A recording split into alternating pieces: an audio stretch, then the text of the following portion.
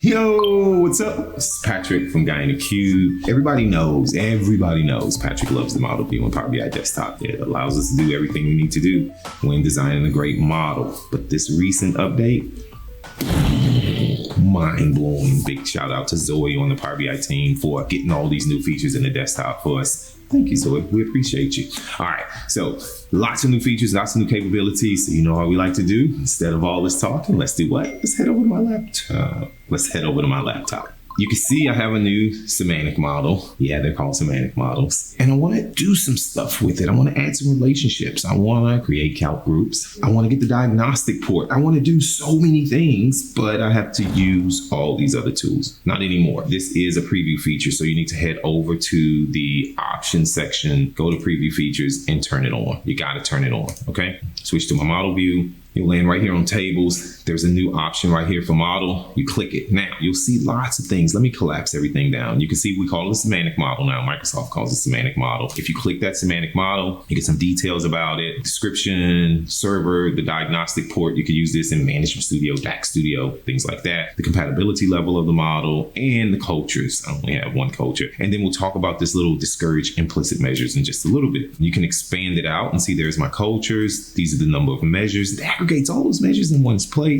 I don't have any perspectives. You can see the relationships. If I click the ellipsis for the relationship, I can do new relationship, manage relationships, completely up to you. And then I can expand out and I can see all my tables with their corresponding columns and measures. It's just great. If I wanted to start working on my model, I can do all this from the model view. I don't have to toggle back. I don't have to go anywhere. If I click on the ellipsis, let's say, and I want to create a new calculated table. Let's say I need a date table. Go here, paste in my DAX. There's my calendar table, get it created. I can do my normal drag and drop because it's just so nice. Or I can click new relationship. Either way, I can go right here and choose manage relationships, new, and then I can go internet sales, my calendar table, order date, and click OK. And then my relationship is created. Everybody's like, Patrick, we know how to create a relationship. I'm just showing you all these new features and capabilities that's in the model view. It's just bananas. Let's say you're designing a report. So let's go back over to our report. And what you'd like to do is have an average monthly freight, an average total sales, an average total tax, an average total sales tax freight. You want to have one of those. So you literally have to create 4 additional explicit measures, not to say if you want to do something else. But now you can do this directly in the desktop because before you had to use external tools like Tablet Editor or something like that. Now, if I click on my semantic model, you can see right here,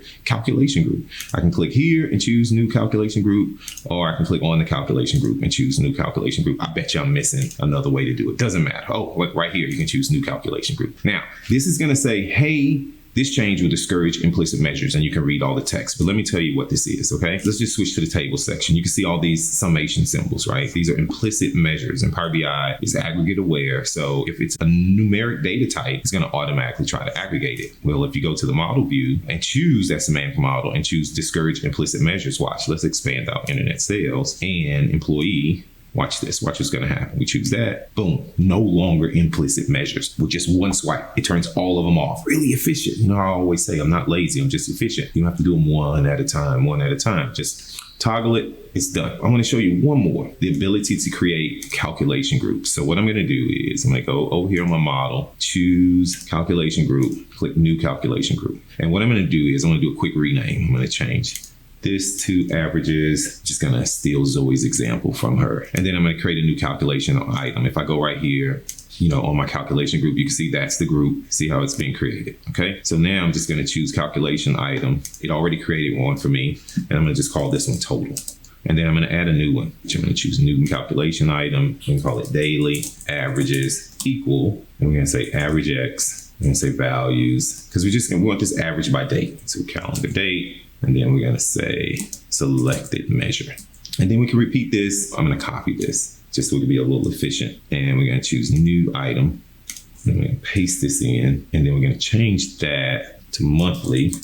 And then we need to change this little guy right here to month. Boom. So we've created our calculation group. Now you can see I don't need to create multiple measures for each one of these base measures. I can go here to averages. So let's just bring over full name for this customer. And then I'm gonna bring year over, just so you can see what I've done, and make it a slicer really quick. Make it a slicer, more options.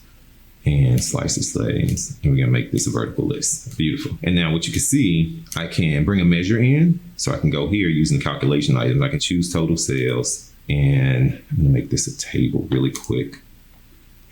Now you see my total sales value, and I can choose the year. But then what I can do is I can switch this from daily to monthly. If I drop this here, make this a slicer, now I can say, okay, it's not going to change if I choose total, but if I choose monthly averages, if I choose daily averages, it just works. Or you can get fancy. If I drop another measure here, it actually does the exact same thing. So it's just normal calc group stuff. But instead of making multiple measures, instead of using a third-party tool like Tableau Editor, which is great, not saying you should stop using Tableau Editor. There's lots of additional functionality and features out there. But in the case of calculation groups, you can do it right in the desktop. All right, what do you think about all these new features and capabilities? My mind is completely blown. If you don't know anything about calculation groups, you can probably watch the video that's flying above my head. I talk all about them, how you create them, what their uses are. If you have any questions, comments about this, you know what to do. Post it in the comments below. As always, from Adam and myself, thanks for watching. See you in the next video.